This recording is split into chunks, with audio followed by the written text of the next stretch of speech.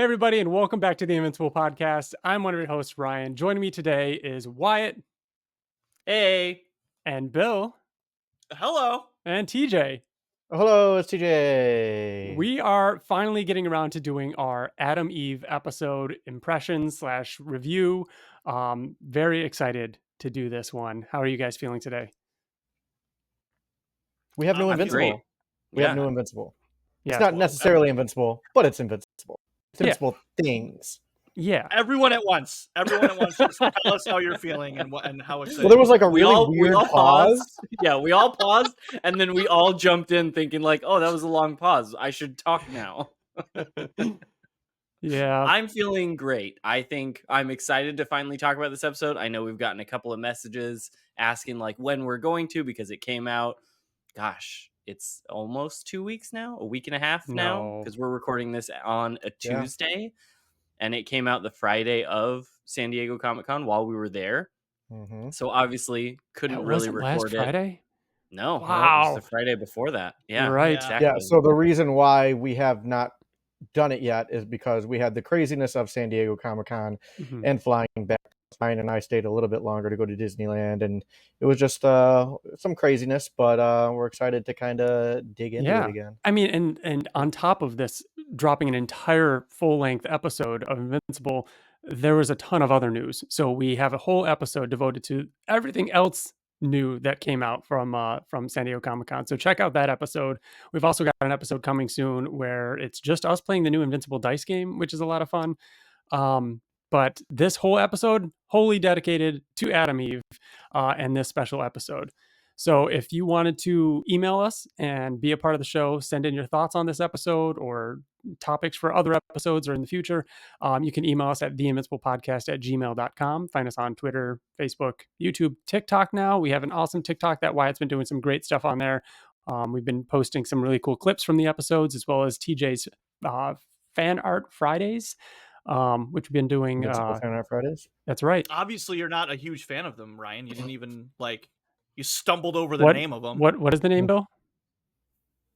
Friday Art Fan Time. That's what I thought. TJ's Friday Art. Gotcha. Invincible Fan Art Fridays for those of you who are actually care, I guess. Right. Yeah. The most recent one. All the work Wyatt and I put into it.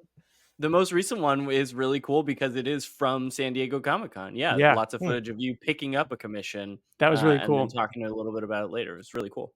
Yeah, you had that idea, TJ, and the way it came out was exactly how I had pictured and hoped. You walking through the convention, going up to the table, and it was pretty cool.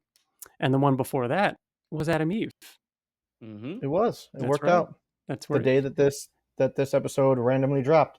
What a crazy random happenstance. Wow. So we've got we're gonna jump right into this. This episode was released at San Diego Comic-Con. This was teased by being called this is not an Invincible season 2 screening. Remember this? It was a panel that was called this is and not it's not. Season 2. It wasn't. They were right. I know there's lot of people just assuming it was episode 1, that we were going to get episode 1 and that it would be coming sooner. But that was a fun Did any of us think that it was not going to be episode 1? Did you think that it was going to be an Adam Eve special or an offshoot special episode? No, I don't think we had any reason to think that this wouldn't be season 1. That is why I love Robert Kirkman, because this shit happens all the time and you're always surprised. And it happens with comic books and stuff like that. I can't believe this didn't get leaked, that this didn't end up being on a I mean, look at the Mortal Kombat thing, it didn't end up on a Amazon Prime UK or whatever Twitter page or something. This was kept secret, and I could see them keeping it a secret and then revealing it at San Diego Comic-Con for us to watch, and then it released a week or two later. But the fact that this came out the same day as the announcement is crazy to me, and everyone was able to watch it that day. But it was cool. It was great that we all got to go. There were people that had already seen it because it released for everybody a couple hours before the screener. But it was really cool getting to go to the screener with a crowd of people. have Robert Kirkman introduce it, and having the team that helped make it, the director and everything, over in the audience. That was a lot of fun. It was a movie theater experience. It was really great. Yeah. It was cool because they announced it midday at the cast panel for season 2, and it dropped like right after that panel ended. So it was like 3 or 4 hours before the screening. So there were people in the world that were watching it, and we weren't. We wanted to wait to see it in the crowd, and I'm so glad that we did, because we got to experience our own reactions, obviously, like each other's reactions, but along with everybody else. And it was very much like that feel-good movie experience where you're seeing something for the first time. Hearing with the fans, laughs, the with shocks, fans. And there's definitely a moment that was interesting that I'll talk about, if I remember, towards the end of the episode, where I feel like I expected something, and you could tell there was something that the audience wanted, but it ended up being a little bit different. But we'll talk more about that later in the episode. This, of course, is based off of not only the Invincible comics, but the comic Invincible Presents Adam Eve. This was written by Benito Cereno with art by Nate Bellegarde. It came out as a 2-issue series, just a 2-issue, 2 one-shots, I guess you would call it. I don't know. And was collected in a trade paperback along with the other 3-part issues by the same creative team, with Invincible Presents Adam Eve and Rexplode, which is kind of like the sequel to this story in a way, where Adam Eve goes on to meet Rex, and you get the beginnings of their relationship that you see in the beginning of Invincible Season 1 in the comics, of course. This was also recollected in Invincible Universe, a compendium that conveniently came out like a month ago, right? Synergy, Bill. With Adam Eve on Synergy. the cover. Damn it. Yeah. Damn. That was one of the things we talked about in San Diego, though, of how cool it is to see how they've kind of organized around Eve right now. Like they had that coming out with Eve on the cover of it. This was the big surprise drop before season 2. The Eve game is coming out. Like we're getting a game where you play as Eve. It's so cool to see them kind of like Ryan Ottley's mystery organize boxes. the upcoming content. Yeah, the mystery boxes too. It's cool to see them organize all the content in this way that is like a surprise that then makes you think differently, like retroactively, about the stuff they were already releasing, which is really cool. And I do hope to see that kind of stuff continue, even like in future seasons, if they do more special episodes, or even if they just know this character is going to have some big moments in the season. Let's kind of like focus our marketing around that. Yeah. Takes me back to our the podcast episode that we did that was pre San Diego Comic-Con. And we talked about Ryan, what was her name? The cosplayer, where like Skybound was paying for her to come out to be Adam Eve. It all makes sense. Yeah. Yep. Everything clicks. So TJ, start working on your Rexplode cosplay. There we go. Then next year, Skybound we're can gonna be send like, you. hey, we might need to fly you out. Yeah, exactly. Yep. I think that this is a really exciting thing too that they did this episode, because it shows how important that the source material is and how serious they take it. Like the fact that they did this off of that before season 2 comes out. I don't want to get my hopes up, but there's that Rexplode prequel. There's a lot that, I mean, that whole compendium is filled with not as important stuff. I mean, there's a reason why that came out, not to spoil it. Yeah, we're not going to talk any comic book spoilers. This episode is going to be for, just like our previous episode reviews for the show. We're not going to spoil things from the comics. But like there are other characters and other tie-in comics that would fit really well as one-offs, or even a couple episode series that will take place later on in the show when we get to those points. Can I ask you a question? Yeah. Probably TJ. You would probably know this because you're a freak with issue numbers and when stuff comes out in the years and months. When did this come out? Oh, Adam Eve and Rexplode? No spoilers. I want to say it was around 55 to 60-ish. Yes. It was like right before the certain war, the first war thing takes place. Yes, right before that. And in fact, it was kind of like during that in a way. And that is also, for comic book readers, I'm just going to speak vague to you guys.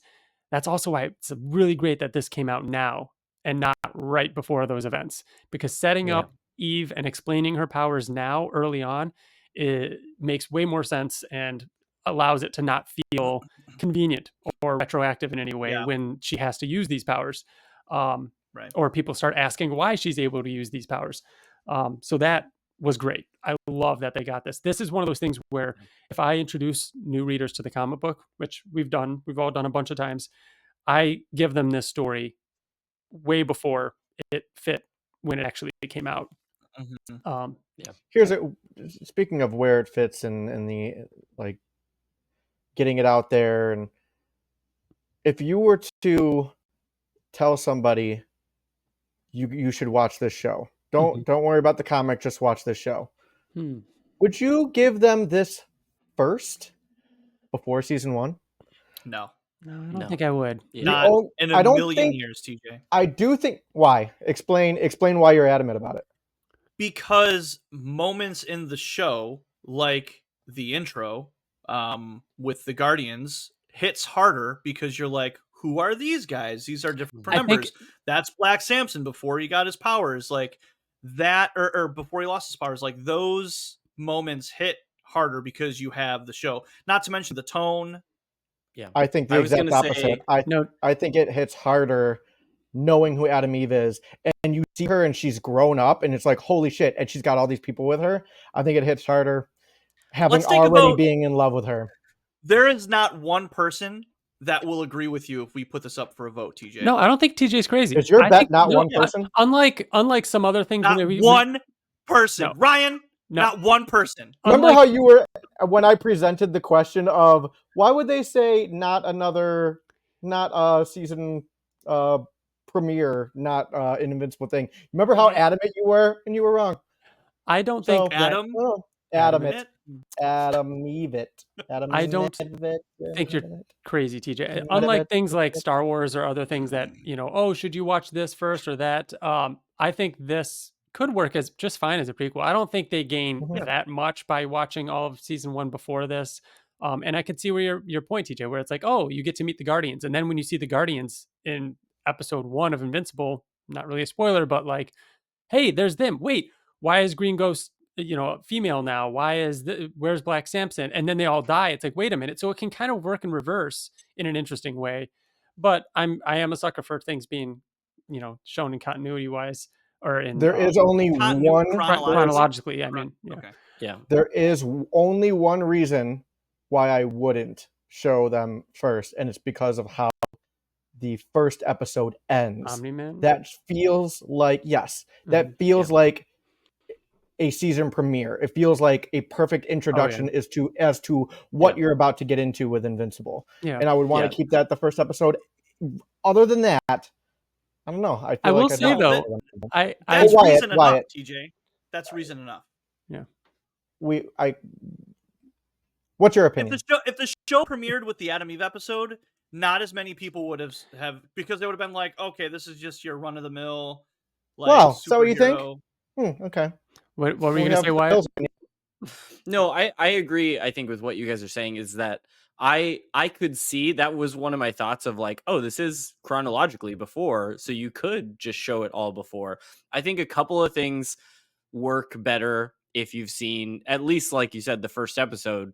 One of those being like the joke with Mark at the end being Duct Tape Man, I think is really funny because you know where they are later on in the future. But I agree that episode 1 of season 1 is such a perfect tone setter for what the show is. And like Kirkman and all the people who've worked on the show have talked at length about why they held back on the violence until the very end, because they wanted that shocking moment. And there are some moments in this Eve special that are pretty gross and violent. And like that, I think watching this first spoils that, like, okay, this is a show that's going to get into that stuff. And so maybe the Omni-Man Guardians fight at the end of episode 1 wouldn't be as shocking to people. Yeah. And that's why I would still hold it at least until after that first episode if you wanted to rearrange it in some way. I would say that works, Wyatt. Like, if you were to show somebody, I would actually understand if you were to show them the first episode of Invincible, then be like, all right, watch this Adam Eve special.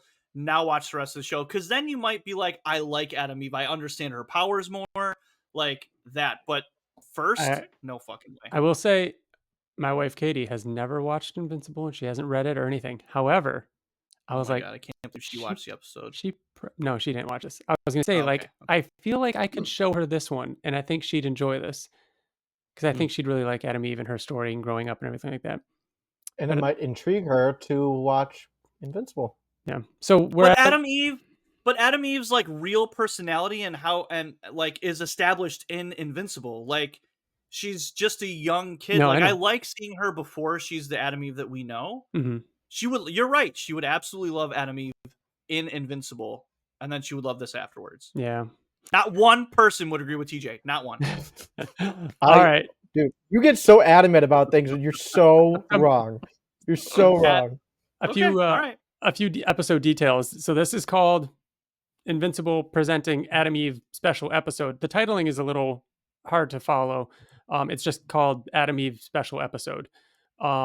And also listed on Amazon Prime, it is listed as episode 202, which is wrong. At the end of the episode in the credits, it's listed as episode 200, which does make sense, with the way they name episodes. Like 101 is season 1, episode 1. Yeah. 102 is So it's season like 1, episode 0 of season 2. two. Exactly. Yeah. So I think this being episode 0 of season 2, and then 201. 201 season 2, episode 1, which is great. I think that is the way it made to be. This was written by Helen Lee and Robert Kirkman, supervising director Dan Duncan, directed by Haley Herrick, who I believe was at the panel for sure. She also did some conversations at the Skybound booth during San Diego Comic-Con, and art director Sean O'Neill. Score, once again, by John Pisano, right? Is that how you pronounce his name? Cool. And I could tell. Good to me. I could tell. I mean, there were definitely a few of those moments where you started to hear a bit of the Invincible theme in there. It was very reminiscent of it. I thought it did a great job. Yeah. I think especially in the ending scene, right? When you get Mark and them in there, you get that the Invincible theme. So good. All right. We're going to go through the episode in like recap fashion. And if there's ever anything we want to dwell on or talk about, or jump in there with voice actors, names, and everything like that as we go. But we open up with arguably my favorite scene. That's tough because this and the later fight scene, this scene is incredible and such a surprise. This was not in the original. So much of this story is from the original Invincible Presents by Benito Cerino, and like a lot of the dialogue, a lot of the beats are from the original comic. This was wholly original, which was super cool to see this. So it opens up with an explosion at a facility, and Prince Lizard steps through. Behind him is Queen Lizard. We've got the Lizard League here, and they're searching for what they refer to as the serum. Prince Lizard is a little frustrated with the fact that his mother isn't letting him do more and telling them to split up. And she's like, no, we got to stay together. This is Tatiana Maslany, right? Yeah. As yeah. Queen So Lizard?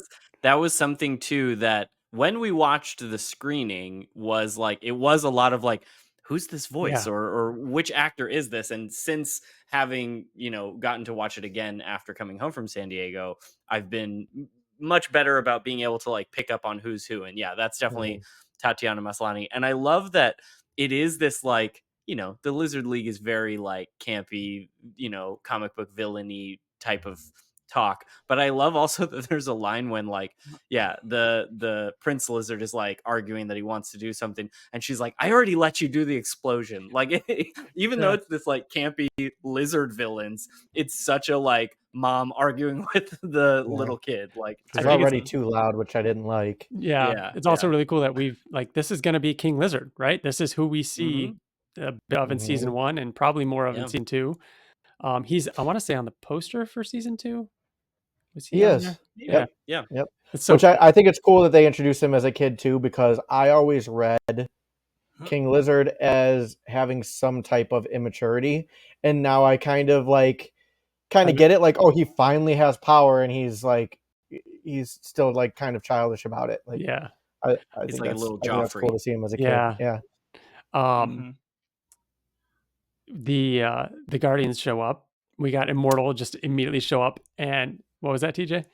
War Woman, Lauren Dude, Cohen. Hammer. She only Hammer she drops down. Yeah, dude. Like, and it's cool to have her back too because she only got one episode in the Yeah, first season. Mhm. So I mean, the Immortal was throughout season 1. Yeah. The Immortal is Ross Marquand, who also voices Aquarius. So we got him, which is cool to see him too. But like the fact that we actually got Lauren Cohen back, Yeah.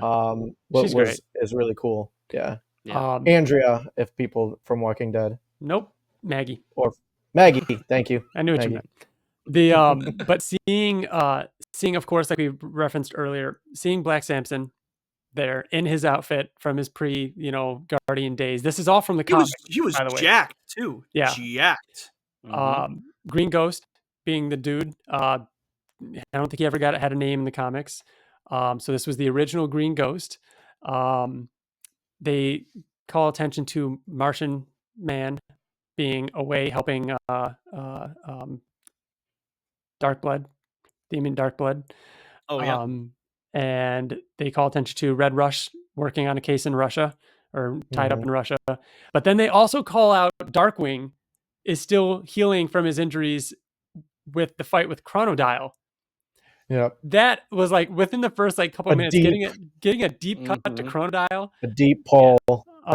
That's a Capes villain. I mean, we see him briefly in Invincible, but he was primarily from Capes. So that was cool because that's kind of a first little dipping our toe into some more expanded material. Yeah. With Capes and so on. They talk about calling in the reservist, who is of course Omni-Man, and we get an interesting line from oh, I love it. Immortal. Was it the white suit? Well, not just that, but saying Or that he said you've got a lot to learn about men, and she's saying not interested. No interest. No Yeah. interest. So good. Again, I calling. got a big laugh in the audience when we were in San Diego. Yeah, it did.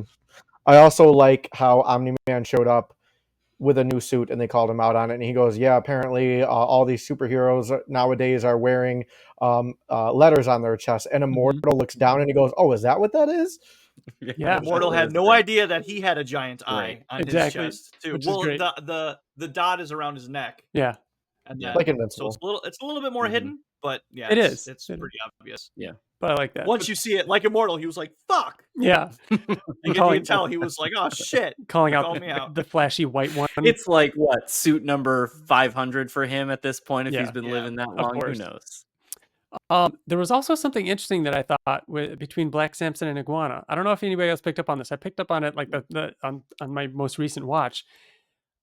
He calls out they have a history. They have a history, right? Did you catch that? Like he says, oh, you're better than this, and then him and Aquarius are talking, and he's like, no, this one's mine, and Aquarius is like, you wish, and then at the very end, when the building is like crumbling, he's like carrying Iguana and like protecting her. Thought that was interesting. Yeah, like the building falls and he like takes the brunt of it. So I don't think we're going to. We know that Robert Kirkman likes to establish that even though we don't know anything about these characters, that they still have a history and a past, and they have stories to tell.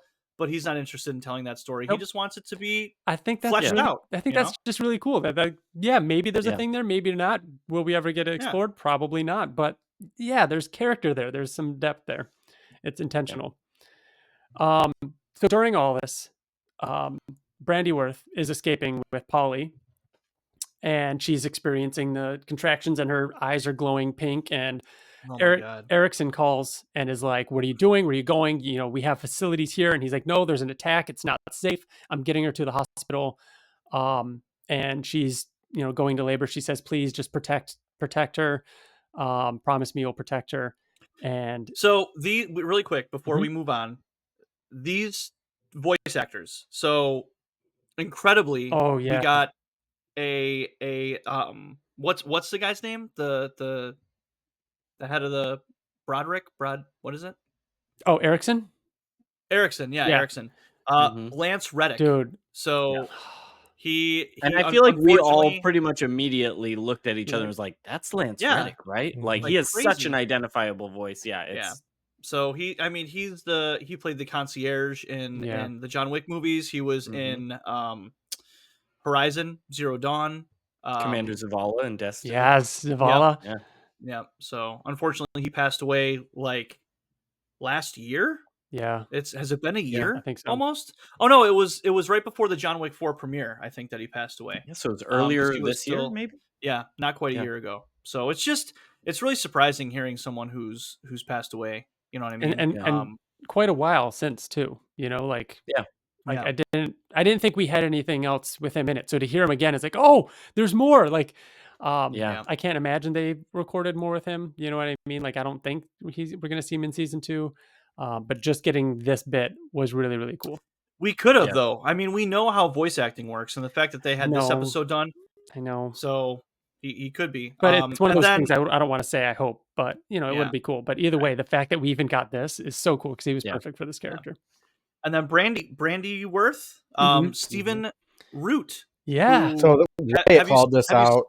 you Wyatt seen my called this statement? out during the Yeah. I panel. leaned over to you guys and I was like, is that the guy from Barry? Literally, as he was talking, like the more inflection that he had in his voice, I was like, Yeah. "Who is this?" Like it was Yeah. driving me Mhm. crazy. And then when Wyatt said, I was like, "Holy shit!" Yeah. It was Yeah, that just was really familiar enough, TJ. Like where you're like, I fucking know that person, but Mhm. Wyatt was just like this person out of nowhere. He's like, is that the guy from Barry and all this other It's a stuff? great And- impression. It's Yeah, a great sounds impression. just like him. But definitely in the beginning when he's a little more strained, I could hear it, but it wasn't quite there. But later when he's like talking to Eve and he's like kind of begging Yeah. with her and stuff like that, I'm like, oh, there he is. There's the Raven. Mhm. But yeah. So they get to the hospital and he's begging the doctors to like take care of her, and the child is a superhuman, and Polly doesn't make it, and Randy Worth looks over at the scalpel, and then when Erickson and the military arrive, he comes out crying, saying that they lost the baby, they lost Polly, they lost him, and Erickson says, "Bring me the bodies." I'm sorry. Yeah, Not yeah. to interrupt again. No, But I do it. fucking loved the contractions. Polly Mm. going through like it looked like she was in like a massive amount of pain. And every time that Like the fact that wave it comes hit out of her was mouth just- and her eyes. oh my god, it was such a fucking cool effect. I Yeah. loved it. Yeah. And Such there's cool it's a little bit of cool world building too, that like Brandyworth is like, the baby is superhuman, and she lights up all pink, and the medics are like, yeah, we know. Like they're Yeah. not shocked by this because it's a world. I did full like of that too. Exactly. Yeah, I like Which, that too. Yeah. all right, so just two things here, which kind of call back to episode 1 of season 1 of Invincible. The whole point of the beginning of season 1 is like, oh, this is a world in which superheroes exist. Well, now we've got Yeah. doctors being like, yeah, we can see that. We got this. Yeah. But then we're starting with a Guardians fight. Like it opens with a fight with the Guardians. How cool Yeah. is that? I love that there's that kind of callback. So we then see Mr. and Mrs. Wilkins crying in the hospital room. Betsy and Adam, they've lost the baby, and the nurse comes in with the baby saying, no, she came back to us. She came back. And they, they're crying over her and saying, thank you, our own, we've got her, we've got our own Samantha Eve Wilkins. And then you've got the title card that says Invincible, that transforms into Adam Eve. Then we've got, let's see, this is Witches by Alice Phoebe Lou. I loved the music in this episode because Yeah, all it of was it really good. felt like the music that accompanies Adam Eve in season 1. You've got K-Flay for the one song. So it's all, which I thought was this song, not the same song, but I also thought it was K-Flay at first. So it was reminiscent of that. So yeah, this song is set to little Adam Eve, little Samantha being a weird kid, staring at the Montage, yeah. floor. Just, what'd you say? It was, a montage Oh, of like yeah. several moments of her childhood. And this was a moment that I had told you guys about this, that I started getting a little emotional watching this and how they were depicting her. And I looked over at Nicole, and Nicole was already like tearing up, crying, just because we immediately recognized like the way that they portray her in these scenes is so cool. Because if you watch a lot of those scenes, she seems very nonverbal, and she's like not really talking to people a lot. She's very like focused in particular about things. And Nicole and I have experienced that with Grayson, like that he is, different than we expected him in some ways. And it was portrayed in such a cool way that wasn't really explained. It was just shown in those scenes so well that Nicole and I both like immediately identified it and was like, oh, it's a innocent little weird kid. Yeah. We love her already. Like it was immediately made Nicole and I like emotionally attached for the rest of the episode. It was so cool. It was a great scene. Yeah. I love how she's drawing the molecules and the and like I said, staring at the floor. And at one point, they say that the neighbor saw her staring at a tree for an hour or something. Like, yeah. And the dad, like even like right at the beginning when she's just drawing in the kitchen or whatnot, and she's got all these molecules laid out, and they don't know that it's molecules yet. He's just immediately just like perturbed. Yeah. About like what is she doing? Yeah. Like the mother isn't is just kind of has like she's wondering, but the dad is just like immediately just like I think frustrated. he might actually be the most, if you think about it, a lot of people hate Amber, but I think he's the worst character in Invincible, in the Invincible universe. Yeah. He's up there because he's just, there's nothing I redeeming mean, Omni-Man about might him. be He's up just there. always, Omni-Man did some things. no one will agree with one will agree with TJ. I will say, knowing that he is this terrible character, especially from the comics, seeing him in the beginning crying in the hospital room, and then like when she's little, like watching movies with her on his lap, I'm like, oh, like there was a time in which he was a good guy, but he just got I don't know, annoyed with who she became and didn't like He her had being an different idea of who she was. Exactly. He had an idea of what a child should be, and she was not that, and he is not a good parent because he can't fucking acclimate to it. Yeah. So we've got Zach, the babysitter. She helped Zach with her chemistry, helps him understand his homework and everything. And she has all the molecules on the floor, built with all the Legos and everything. The parents come home and they're like, okay, maybe go ahead. That was one of my favorite scenes of the episode. Just like him being like, I gotta study, and then like pulling the book down, and her eyes being like just very like she's very intrigued with him. She's very much a child, and I got that from her, that she's still like a little girl.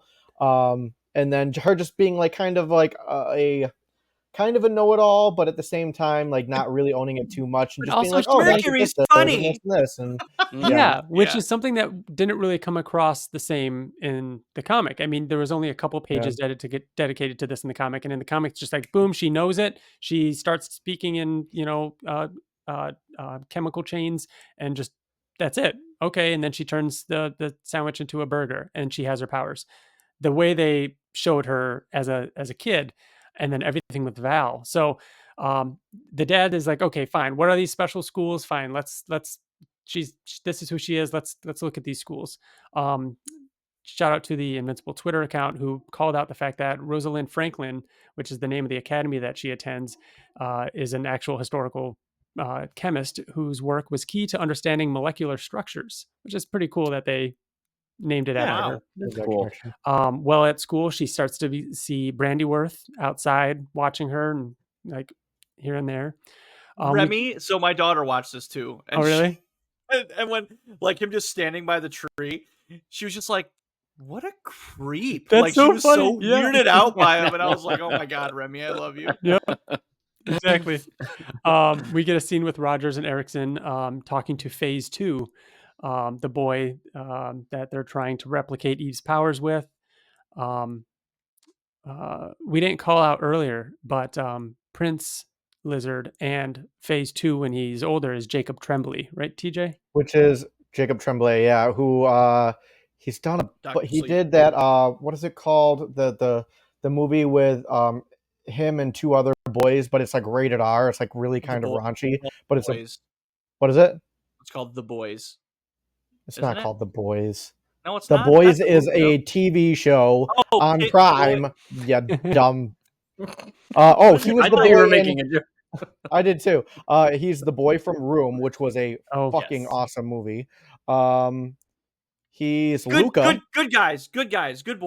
Good boys. Good boys. Wait, Good Boy. Wait, Good Boys is the dog movie coming out? What is this movie that he was in?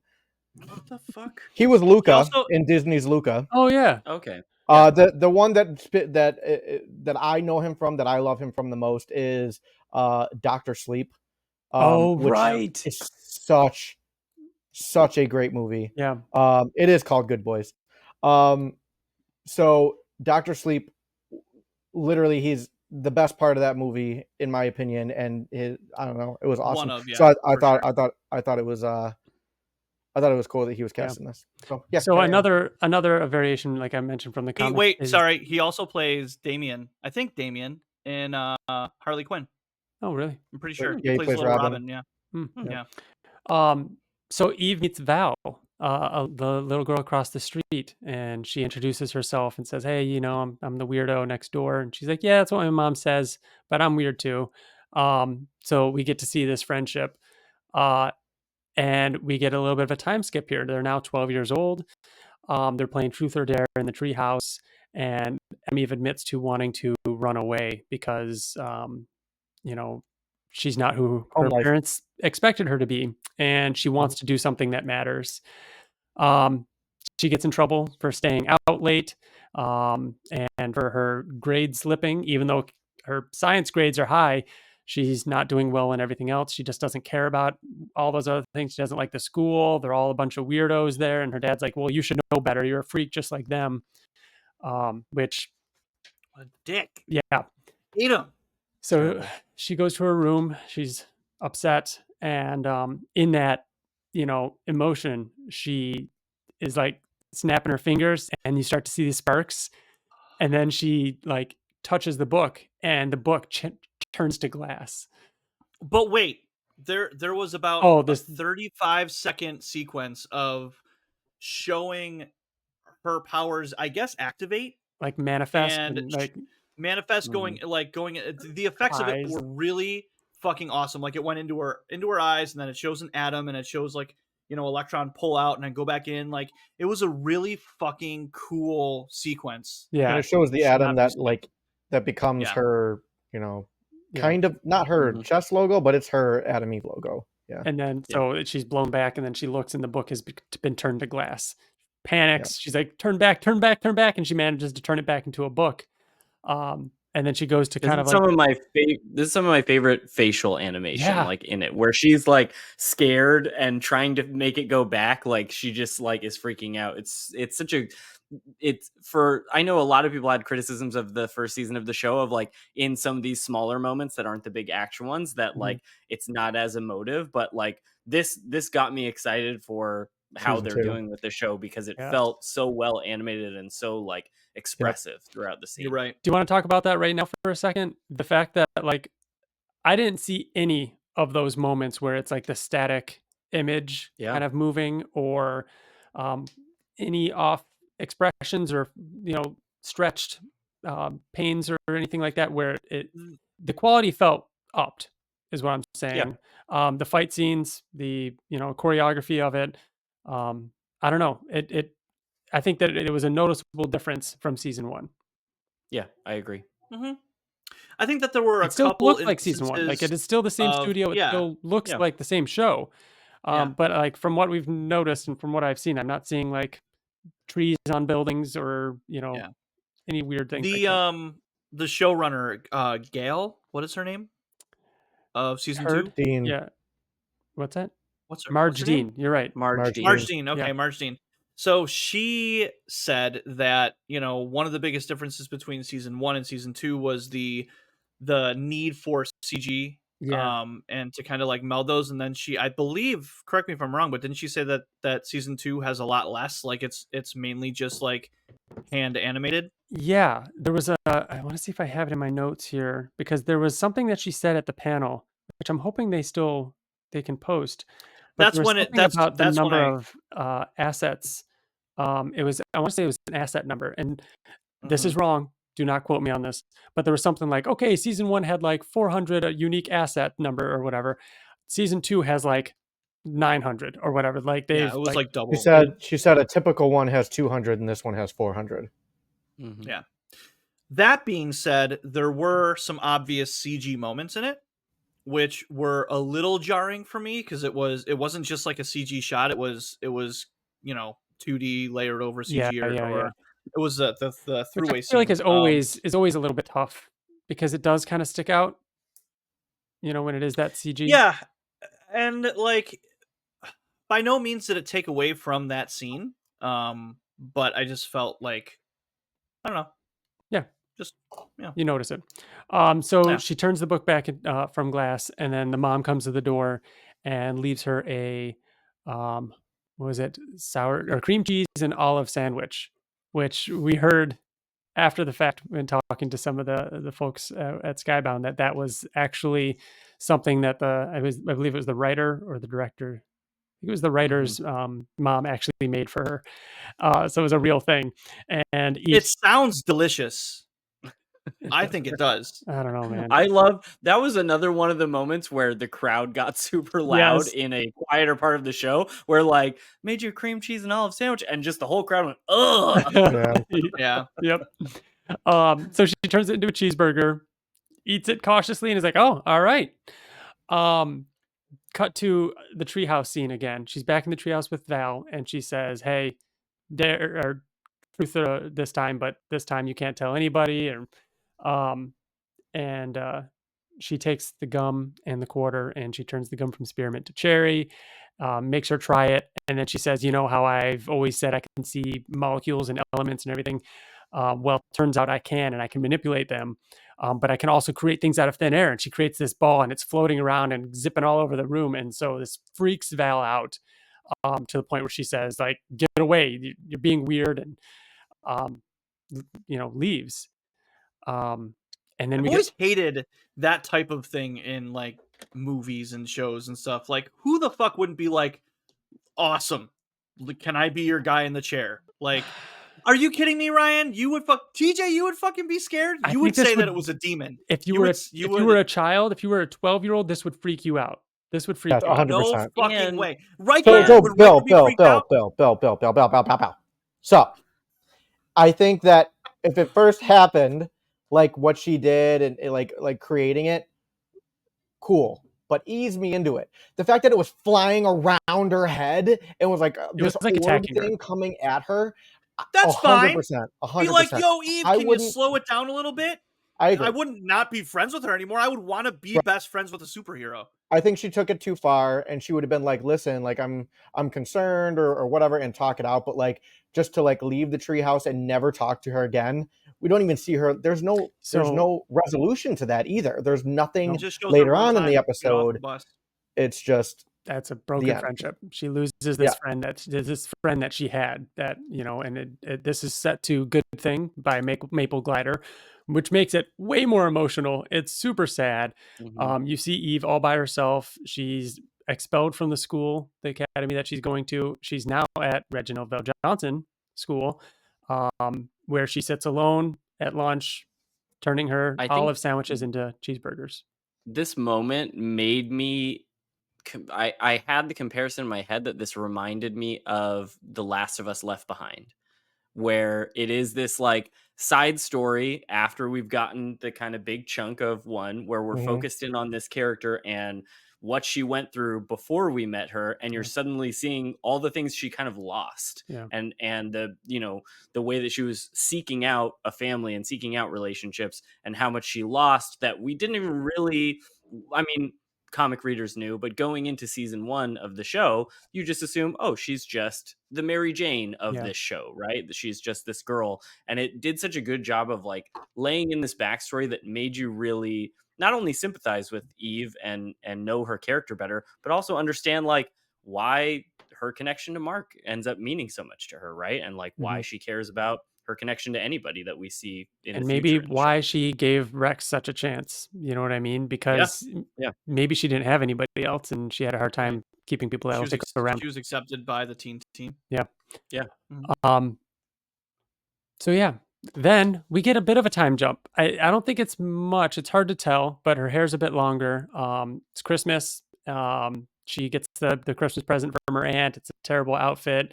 She uses her powers to change it. You notice that she's starting to be a little bit more comfortable using her powers.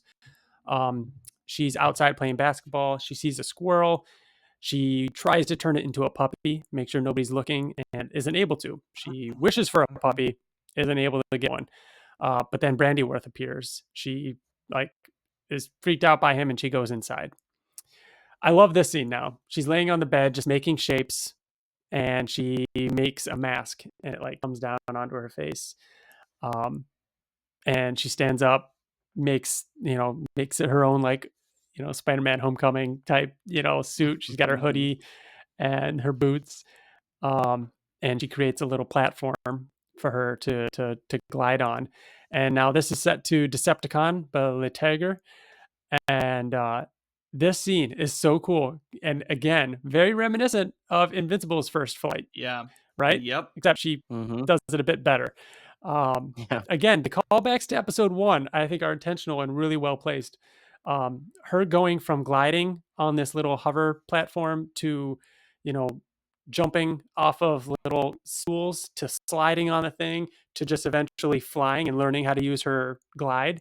Really cool evolution of showing those powers like Yeah, for come sure. about and her learning to do Which it. also shows that she is a much better superhero She's way more than competent. Mark. Yeah, she is. Well, not to spoil the end of this, but like, what was Mark doing during all this? Like, I love that. So she comes across some puppy thieves, and just like in the comic book, she turns their helmets, their masks, I should say, their cloth masks, to like Ski stone. masks. Yeah, to metal or stone or whatever, and causes them to weigh them down. They call her a Powerpuff Girl. That was funny. Yeah. And right Brandyworth then shows up. yeah, Brandyworth shows up, warns her like, hey, you can't Use your powers. can't use your powers. I know who you are. Like, then the government is going to be coming for you. Just don't do it. I know that you can't use them on living matter. Biological. Yep, never living matter. And she goes home. She gets in trouble for being out and sneaking out, and the mom is upset with her, says, I wish you would just try harder sometimes. Because for most of this, the mom is pretty, what would you say? She's Kind of- concerned. She's a little more understanding. She's still not like Betsy. That's Yeah. it. Yeah, but this was one where it was like, she's not really communicating with her. She's not really paying attention to what's going on.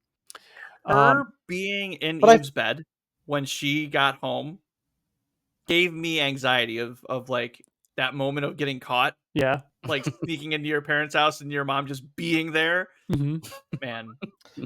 I got the feeling that she represented what a real parent would probably do or feel like. Like, there was definitely areas where she could have done better, communicated better, or whatnot. But I think that's any parent. But she was still concerned and still showed love for her daughter too. So yeah. I didn't mind her character. I liked her character.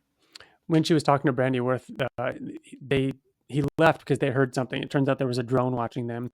So Erickson and Rogers, who we haven't talked about yet, but Rogers, his assistant with the cyborg eye, they were watching, and Erickson knows that it's her, and he tells Rogers to send her siblings, basically.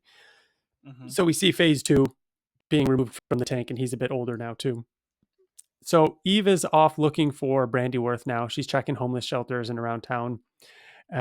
She finds him, and no, she doesn't find him.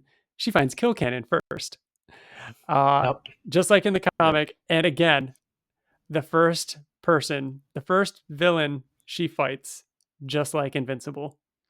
So, which again isn't the comics. In the comics, Invincible fights Maulers first. Yep. And in the show, they both fight the same person first. Really cool. You're right. There are a lot more parallels than I think I initially picked up on when we first watched it, between like her first outing and flight and all that, and Mark's. That is really cool. Even the way when she first shows up to Kilcannon, which, by the way, I love the overhead shot of her changing her outfit. Like, you subtly see her turn into her outfit. She lands in like that Invincible pose, like by the brick wall type thing, and stands up and starts talking trash to him. Yeah, also, like, she smashes her hand up against the wall, and I kind of got the same feel of like that issue 1 pose. Yeah. Oh, I love that part, TJ, when Dude, she she made had- like fists, like strong Yeah. fists, and then instead of just having it disappear, she smashed it on the to wall break to it. get it off. Yeah. Yeah. So Oh, cool. her Fucking Eve. her changing or her blocking the cannon and it blowing up. Awesome fight scene. The choreography of the fight scene was really, really great too. Then Brandyworth shows up and he's like, what are you doing? You shouldn't be doing this. You shouldn't be using your powers. She's like, well, I go by Adam Eve when I'm in costume. And I'm wearing a costume. I have a mask on. And he's like, especially on your birthday. And she's like, it's my birthday. How do you know it's my birthday? And he tells her a bit about her mother and who she is, that she was adopted. And, we find out They that go and have a burger at Burger Mart. Yep. You find out that Polly was, he claims his assistant. She was homeless and pregnant. But while doing the experiments and while doing, working with her, he fell in love with her, which is never really explicitly said, but he's like a father to her. So yeah, well at Burger Mart, and then sirens go by, and Eve steps up because she wants to go help, and he begs her like, "No, you can't do this." And she's like, "I got a mask. I'm a government, super weapon. I'll be fine." And she flies away. So then we've got the highway scene, which is like crazy how long this scene is and how ridiculous this scene is. She arrives. We get the little, Avengers moment of saying, fall back and form a perimeter. Who are you? She does a thing. Okay, we're going to fall back and form a perimeter. Yeah. It still works. Still funny. Yeah. We get did we talk about the scene with the other beings? Am I getting ahead of myself? This is when the siblings show up. Yeah. Yep. So there wasn't there a scene where they introduced them first?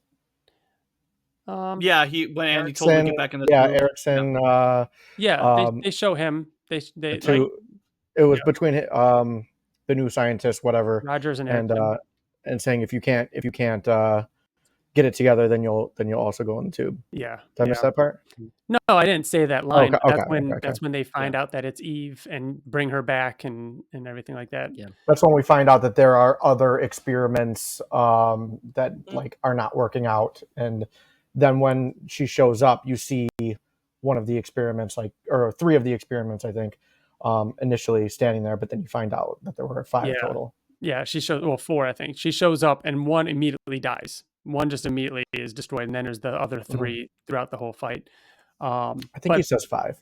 5? I thought he said 5. Yeah. Because he goes, this was experiment 1, and this happened, this was experiment 2, and this happened. Yeah, phase 1, phase 2, phase 3. Yeah, you're phase 1. So these are, he right away calls her siblings. So, he says who they are.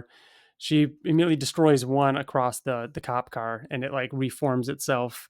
But then there's this whole fight scene, guys. I mean, it is just like her going up in the air and the tendrils kind of wrapping around the eye, it closing in, her breaking free from that, her creating the 2 walls to separate the 2, and then bringing the walls onto her to create the armor. Smash. Yeah. Yeah.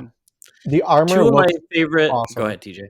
Yeah. I was just saying the armor looks awesome. I love the skirt with the armor too. I think that's cool. That was a cool moment. It reminded me of, well, we're not doing comic spoilers. It reminded me of a thing that happens later in the comics. But 2 of the moments that stick out to me that I loved are one of them is near the beginning when she does the little hops. I love that. She's like floating, getting ready. So cool. It was such a cool moment of like she's learning to like use her powers in new ways, and she like wants to. She wants to like show what she can do. And then it's when I think phase 2 grabs like a tire and is going to swing it at her, and she turns it into a parachute and it like yanks him back. Yeah. It was such a cool like creative use of her powers, which is really neat, and it makes me excited to see more like Eve action in season 2 and 3 and have her use her powers in more creative ways other than just like a bubble or a wall or something like that. I love the way like even like Invincible season 1 did it, and it feels like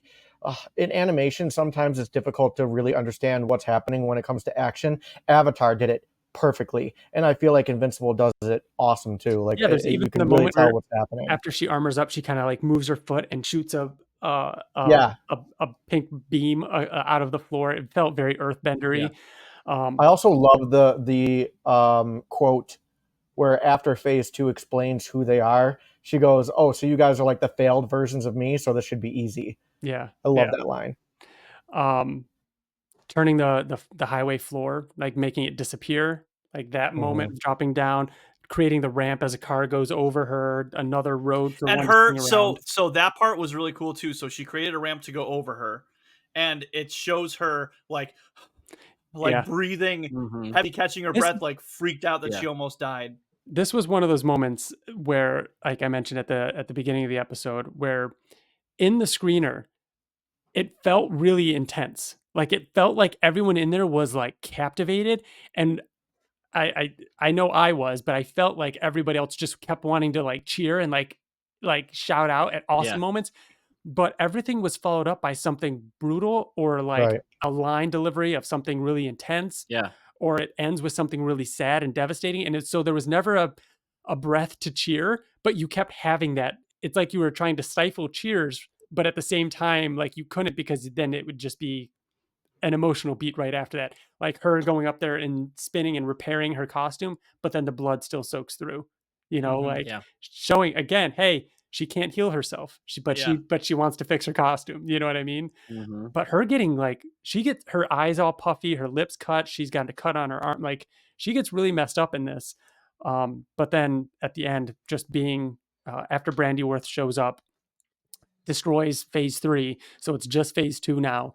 Um, uh, phase 2 throws Brandyworth. She jumps and saves him, creates the bubble, which we see her use so often. It's kind of a Adam Eve, key trait that she Staple. can kind of Staple. create. Yeah, that pink bubble. And phase 2 is just pounding on it, cracking it, and then you just see the teardrops falling on the bubble. And she's like, "Why are they doing this? Why can they control themselves? They can turn into anything. I can't." And Brandyworth says, "I put mental blocks in you that you couldn't be too powerful. They didn't have me. I wasn't there to do that for them. You're Loved powerful. that too. I love that. Like that Yeah. whole thing of like they didn't have me to do it. And I like the way he worded it like that. Mhm. Like I wasn't there to do that for them. Yeah. So they turned out like this. Yeah. That's so good. So so they break through, and phase 2 starts walking towards her, still kind of taunting her, but at the same time, like his foot stays in place and his leg moves, like he's completely falling apart and disintegrating. And he says that, I wish everything was different. I wish everything was different for us. And he disintegrates and dies. And then Erickson and Rogers arrives as Eve passes out. This whole like setup and like progression of events from, Kill Cannon to, to Erickson being there, to Bergamart, to the sirens, to the fight on the bridge, to Erickson showing up, to getting them back to the lab, is so smooth and just happens Yeah. I love that progression of events, and it all works as one day. This is her birthday. Going back to phase 2's death too, she was holding him in her arms Mhm. and he was just disintegrating into the air, and it was extremely emotional. And I mean, there's more that comes later on toward the end of the episode, but I mean, she kind of thinks of him as family, all of them as like family, because they're like, you know what I mean? So I Doesn't don't she know. I look liked at how it doesn't she was. look at Brandyworth even and say like help him, and he's like, Yeah. there's nothing I can Yeah, do. you're right. Like, Yeah, yeah. he's trying to Mhm. save them. So sad. Um, Yep. Because all the explanation too. Sorry, I'm like thinking, remembering things off the top of my head. All the explanation that phase 2 was saying as they were fighting, like, you're perfect, you were the one, and we just kept being reminded of how we were failures and we were failed experiments, and you were the perfect one. And she's like, what are you doing? Like they're on the highway, and he pushes her onto the highway, and they're both there, and cars are coming at both of them, and she's like, what are you doing? She's like, you're gonna kill us both. And he's like, I don't care, it'd be worth seeing the light leave your perfect eyes. Yeah. Like, Yeah. just the fact that she was perfect to him or like a normal human being, and he was like this failed thing, like just made it even more emotional. And I like that she was able to see that Mhm. in the end. So yeah. So she's at the lab with Erickson and Rogers, and Eve is restrained, and they have Erickson, or Erickson has Brandyworth at gunpoint and forcing him to stay to help make more like Eve, and Eve offers to stay if they'll let him go, and she just kind of like breaks out of the cuffs. And I like how Rogers was like, I said it was theoretical, Yeah. like Yeah. and she just does it in a really badass way. And Brandyworth says that, we won't need your, I forgot what he calls her, your pet project or whatever anymore, your assistant anymore, and reveals Polly, who is still alive, somewhat in a tank. Brandyworth, snaps at this and attacks Erickson. Erickson's gun fires off, shoots Polly in the tank, and later we see that he shot Brandyworth in the head as well. Eve sees all this and loses it. She, she says, "You've taken everything from me. You've taken my entire family." Um, Even she said, "You've even taken people from me that I didn't know that I loved," yeah, which I thought was really great. you murdered my Yeah. whole family. Mhm. And she just snaps, and you see her glowing. They're glowing. She's lifting them up. She takes off her mask. She says, "I am Samantha Eve Wilkins, and I defy you. I defy you to even remember my name. I defy you to remember who I am." That fucking line is so badass. Oh, she I says defy you to even remember who I am. Yeah, Oh, I see everything now. I can rearrange your mind. I can change you into entirely new people. I feel like this scene, not taking anything away from the show, but I I know what feel you're like gonna it hit harder in the comic book. I feel like it was not explained a little bit better, but I feel like it was. One I don't thing that know. was in the comic that I'm obviously they thought about it and chose to leave it out was after she does this, she realizes I could have saved them. I could have brought, Polly and Eric, or Polly and, I could have brought my mother and father back. I could have revived them. I could have done something else, but instead I opted for revenge in a way. And so I don't know if they opted to just keep it. This is dark enough, we don't want to make it too dark. Yeah. And also, do we want to introduce the fact that she can bring back the dead? That's what I was gonna say. Why they didn't do I that? think that's why. Yeah. You're right. Yeah. So she, yeah, but yes, it is badass in the comic too. Another interesting thing about the comic, go check it out, is they put in a lot of through lines between apples and snakes. There's a lot of apples and snakes throughout the whole thing. Again, with the whole Adam Eve theme and all that kind of stuff is interesting. So she flies home. Erickson and Rogers wake up. They have no idea where they are. Eve is gone. She flies home. She has a moment outside where she kind of like gets her bearings. She's upset. She opens the door, walks in, and her parents have had a birthday cake and a happy birthday sign up for her, and they're waiting for her. And the dad ate some of the cake. yes, This I kind of like. It's such a great moment of So like this one she feels bad, but then is also like, Did you eat some of my cake? He's like, what's wrong with that? You would have eaten the cake. You weren't there. I would have. If that happened to me and I was sitting there waiting for Riker to come home on his birthday and I ate a piece of the cake and he said that to me, grounded. The thing grounded for Bill, weeks at least. It's her birthday cake. You put that shit back in the fridge and you eat something else. Yeah. No. The thing that gets me. I paid for the cake. I paid for the cake. I paid for the fucking house that she came in late, that she made a fucking door disappear. No, grounded. No, Bill, I'm grounded. gonna Photoshop Eve's dad's face on top of your face while you're saying all of that right now. Bill, you're not. Bill, you're teaming up with the wrong guy. The thing. Listen, I said that he's the worst character, but in this moment, I was like, "Who the fuck are you, Eve?" Of course, he ate some. No. What if they didn't have any other food? What if they spent all their gosh. money to make that cake for you special, and they had no other food in the house because they used up all the flour and the eggs? You don't know. You don't know. The depression. It's not. The thing that gets me is that he still has the birthday hat on. He still has the like. He's been wearing He this loves thing. her. He wanted it to be a surprise, but he got hungry. He got hungry. Yeah. So they You know what? I know why. Because the only thing they eat in the house was fucking olive and cream cheese sandwiches, Right. and he wanted a piece of cake. That's It was right. the only thing without olives in it, and even that probably had olives. It's probably olive cake. And he, of course, he says, like it or not, we're the only family you've got.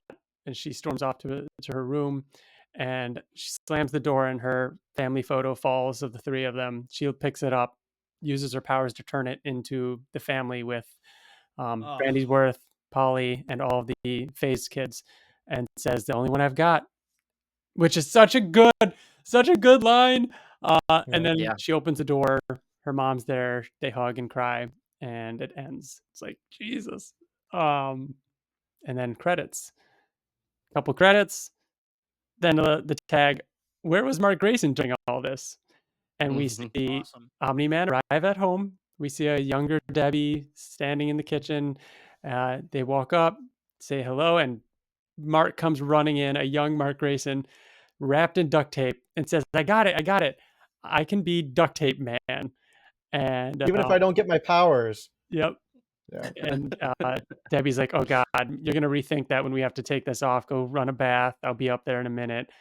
And Nolan says, that boy is never getting his powers, is he? And she's like, I don't know. You're the space alien. The roar of laughter. Yeah. At the screening. It was awesome. And then I love this too, especially because like I feel like it puts things in context where like Mark is sort of, Mark's the main character of the show, and it's very easy to be like, man, Mark has been through so much. Mark has been through so much trauma. We should really feel bad for Mark. But then also during this period of time, Mark's living a pretty great life with like his family are very supportive of him, and he gets to just be a kid strapping himself with duct tape. You know what I mean? And his parents are just like, oh gosh, we're going to have to peel this off you now. They're not like mad at him while Eve is going through like the most traumatic thing you could possibly imagine. Like it puts into context that he's not the only one who's carrying around this like That's right, trauma Wyatt. that he's had to go That's through. right, Wyatt. He's not the only one who's dealing with trauma. Who has the most devastating? Listen, I get it. We're not all fans. Who has the most devastating origin story? Anand and Ursula. Oh my gosh. No. I guess we'll never know unless we get another special more episode one day. More traumatizing. No way. Read the rest of the comics if you want to know who Monster Girl talking about. Monster Girl, more traumatizing than Rex Blood. And then of course there's that brief moment of Nolan struggling with what he is there to do, and just the ridiculous little on the nose, but again, yeah, I see some people confused online by what that meant and everything like that. It's him struggling with this. It's tedious. It's this. What is he doing here? Why is he can take over? It's everything he says in the season finale. Like all those emotions that he had. It's showing that he had them the whole time, and it was him. My problem dealing with it. My problem is that when a show is so smart and so good and so emotional, that when it does something like bam, bam, bam, and he's like, it's so obvious that he's angry. It took me out of it. I'm like, come on, guys. Yeah. But it could have been a little bit more subtle. That's all I'm saying. Yeah. Sure. Yeah. We've got a couple emails. Bill, would you like to take the first one? Sure. And I know the first one is mine because it's color coded. That's right. With my color. That's right. Which is what? Blue. Yes. Or turquoise. Yeah. Whichever one you decided on. Hi, Invincible Podcast. This is Luis Cortez. I am a longtime listener, and I wrote once before last year. I mainly wrote to share my own thoughts on the recent Invincible announcements. I loved the Adam Eve special. It met all of my expectations as a comic adaptation.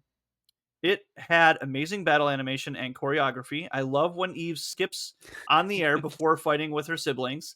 It's a great way to hype the audience for the action. Yeah. I also enjoyed the small additions to the specials lore. In particular, I love seeing young Prince Lizard learn leadership from Queen Lizard and young Mark dressing up as Duct Tape Man. Looking forward to hearing your thoughts on SDCC in the podcast. Well, that's already out, so that's right. Go ahead and listen to that if you haven't. But True.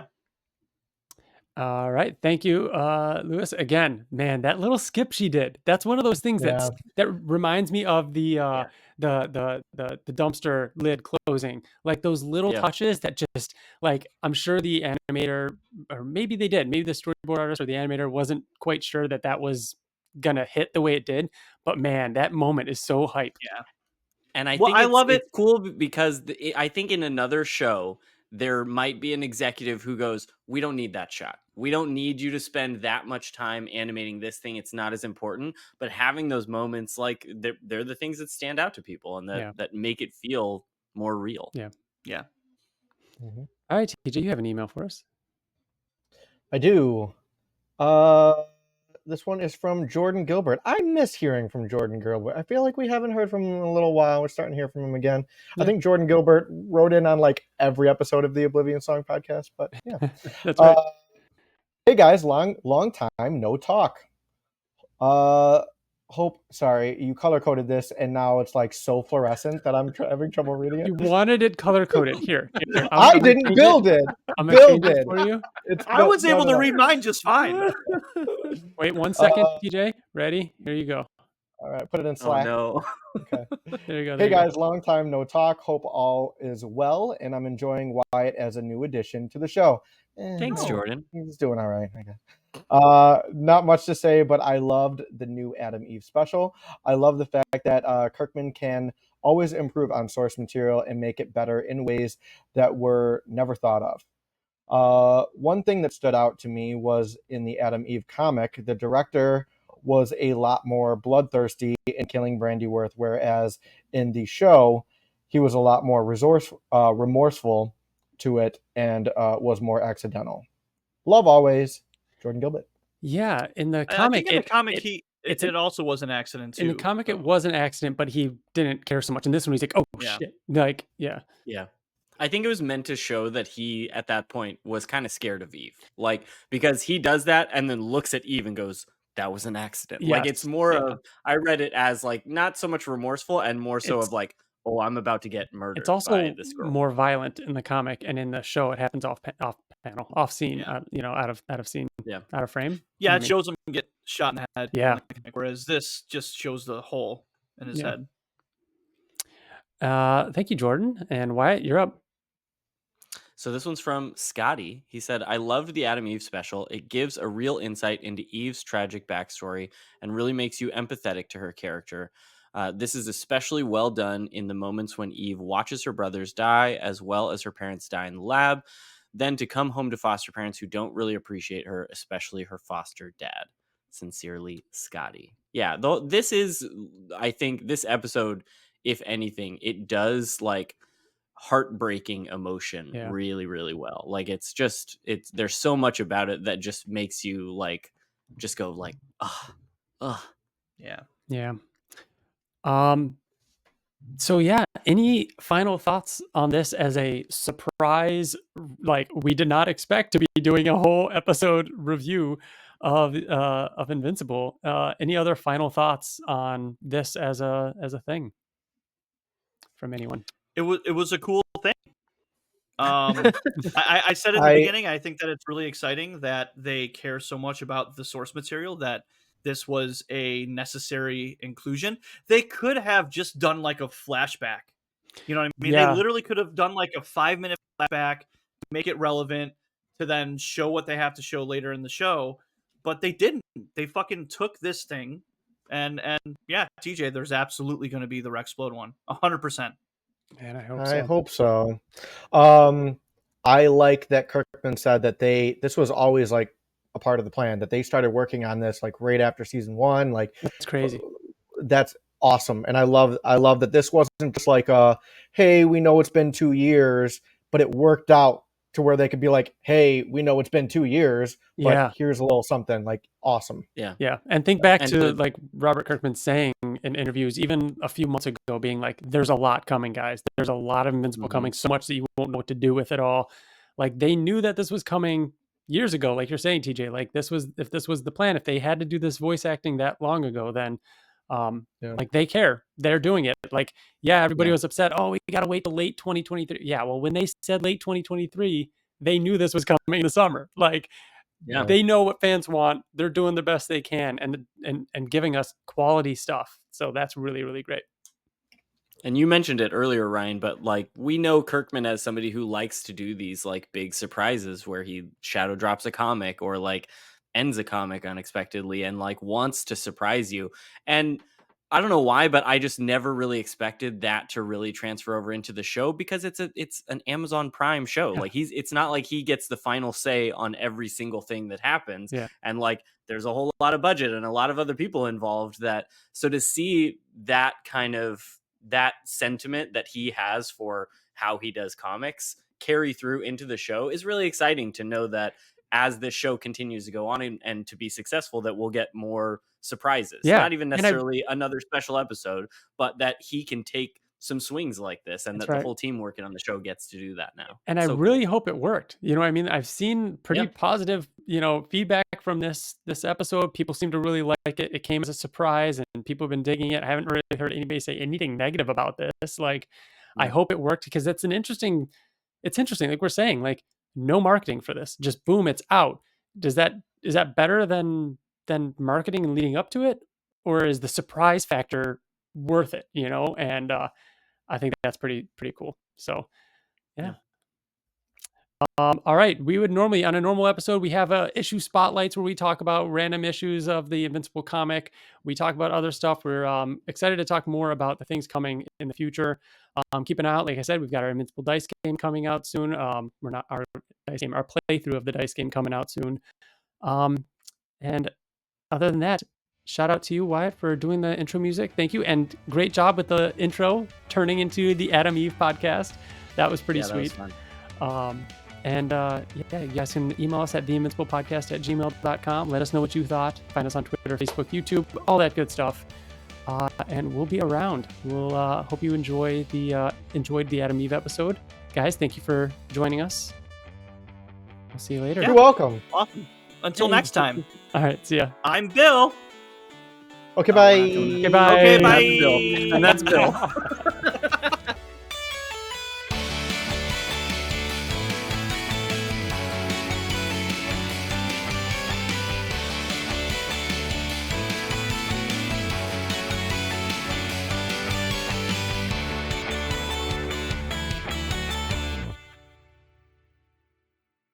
Hey, everybody, and welcome to the Invincible Podcast, probably the best superhero podcast in the universe. This is a show where friends talk all things Invincible, including Bill. I know what I did. I tried to not react to it. For the record, I tried really hard. Here's the problem. Here's the problem. Which, by the way, I didn't see you react. I just knew. I felt you reacting.